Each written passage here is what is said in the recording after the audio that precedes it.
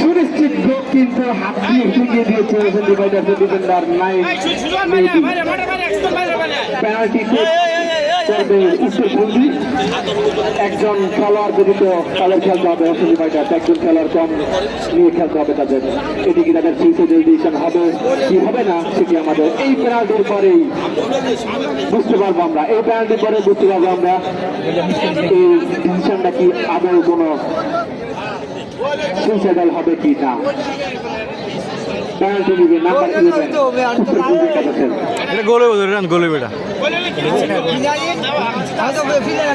দেখা যাক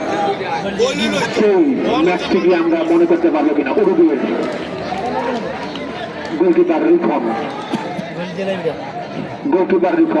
তিনি দিয়ে দিচ্ছে